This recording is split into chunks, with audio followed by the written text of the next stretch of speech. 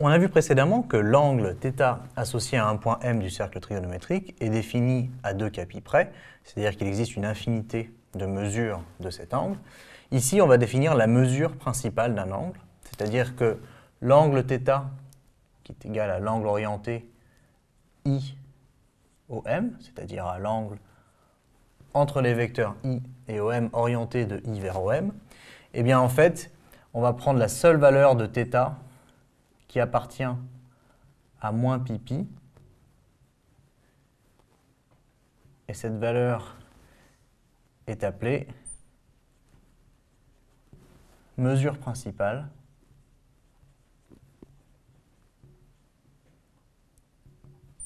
de l'angle.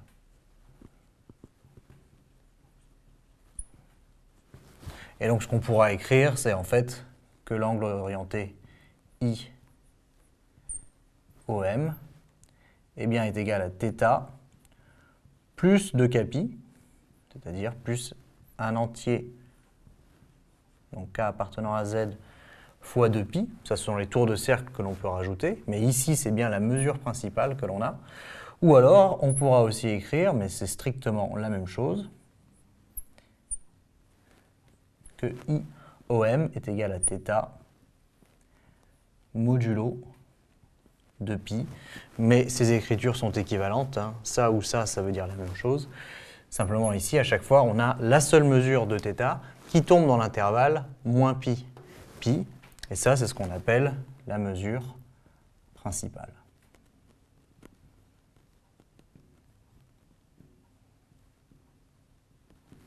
Alors on peut faire un exemple rapide pour comprendre ce que l'on veut dire par mesure principale. Prenons par exemple un angle de 27 pi sur 4. Alors 27 pi sur 4, c'est plus grand que 2 pi. D'accord ? Parce que quand je divise 27 par 4, évidemment, je trouve plus que 2.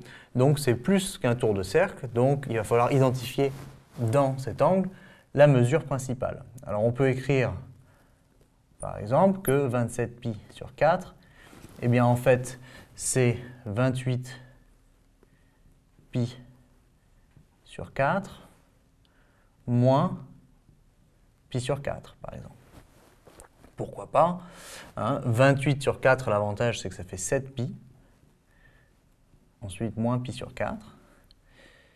Alors 7 pi, c'est presque un nombre entier de tours de cercle, hein. 6 pi, c'est 3 tours de cercle. Donc en fait, c'est 6 pi plus pi moins pi sur 4.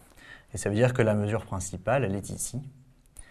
C'est-à-dire qu'on peut écrire que c'est 6 pi plus pi moins pi sur 4, ça fait 3 pi sur 4. Donc la mesure principale en fait de cet angle-ci, c'est 3 pi sur 4. Là, ici, il y a 3 tours de cercle supplémentaires, mais ça ne change pas grand-chose. Ce qui nous intéresse, c'est ça.